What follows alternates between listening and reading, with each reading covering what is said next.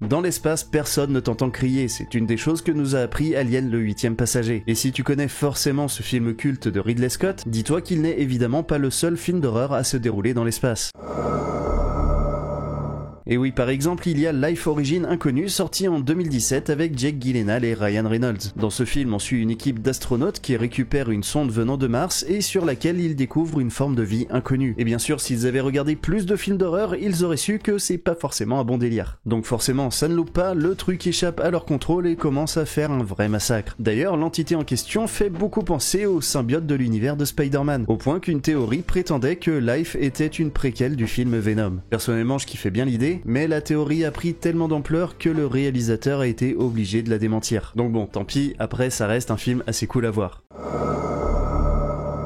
Sympathique aussi, mais beaucoup moins subtil on va dire, en 2009 est sorti Pandorum, un genre de détour mortel dans l'espace. C'est l'histoire d'une colonie spatiale dont quelques membres se réveillent tandis que des mutants cannibales sévissent à bord de leur vaisseau. Bref, c'est gore, plutôt fun, et le seul truc subtil dans tout ça c'est le titre du film puisque Pandorum renvoie au syndrome orbital dysfonctionnel. Un syndrome causé par l'isolement spatial et qui rend paranoïaque, donne des hallucinations et empêche de dissocier le bien du mal. Bon, ceci dit, tu peux avoir les mêmes symptômes si tu t'enfermes 24 heures pour jouer à League of Legends. Alors je te préviens, on reste sur de l'horreur qui tâche, et même pire avec La Galaxie de la Terreur, sorti en 1981. Un film dans lequel on retrouve Robert Englund qui deviendra l'iconique Freddy Krueger 3 ans plus tard. Mais également Sid Haig qui n'est autre que le capitaine Spaulding de la trilogie de Rob Zombie. Et pour en revenir au film en lui-même, l'histoire n'est pas très originale. En effet, puisqu'on y suit un groupe d'astronautes en proie à de vilaines créatures. Mais niveau gore, on n'est pas en reste avec des effets spéciaux à l'ancienne qu'on appelle pratiques, c'est-à-dire à base de prothèses et compagnie. On a même le droit à une petite séquence hentai bien dégueu pour les amateurs de relations intimes à base de tentacules. Allez, avant de passer au long métrage qui est pour moi le top du film qui donne envie de tout sauf de voyager dans l'espace, voici The Cloverfield Paradox. Un film que je trouve hélas sous-coté et qui n'a pas fait grand bruit à sa sortie. En fait, il s'agit du 3e opus de la trilogie peu conventionnelle Cloverfield. Dans les 2 premiers films, on reste sur Terre tandis que des créatures venues d'une autre dimension sèment le trouble. Dans le premier, ça prend la forme d'un film catastrophe filmé en caméra embarquée, et le deuxième est un huis clos avec des survivants dans le bunker d'un mec chelou. Et bien là, dans ce Paradox, on découvre les événements qui se déroule dans la station spatiale où se trouve l'accélérateur de particules responsable de l'arrivée des créatures extraterrestres sur Terre. Et déjà, j'adore l'idée de cette trilogie. Mais en plus, je trouve ce film d'horreur spatial assez original parce qu'on assiste à des anomalies métaphysiques, déplacement de la matière, téléportation transdimensionnelle, etc., etc. Donc ouais, personnellement, j'avais vraiment bien kiffé, surtout quand on l'associe à l'ensemble de la trilogie Cloverfield.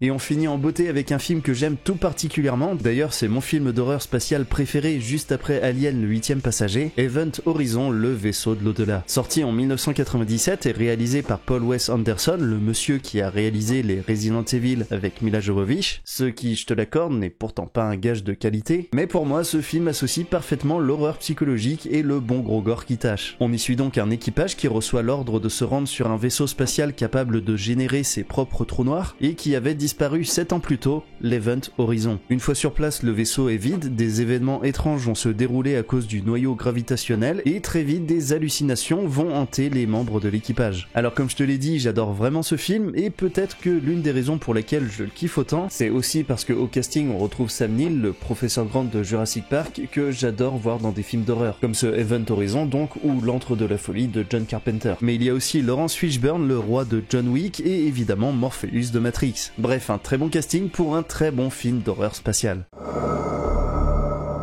Alors oui, c'est sûr qu'avec tout ça, ça donne pas trop envie de s'envoler vers d'autres cieux. Mais en tout cas, c'est pour moi 5 films d'horreur dans l'espace qu'il faut absolument voir ou revoir. Sur ce, si t'as kiffé cette vidéo, n'oublie pas de liker et de partager, on le dira jamais assez, mais ça me soutient énormément. Pareil, un petit commentaire, ça fait toujours plaisir, comme ça tu pourras me dire quel est ton film d'horreur spatial préféré. Et bien sûr, on se retrouve très vite dans de nouvelles vidéos. D'ici là, prends bien soin de toi.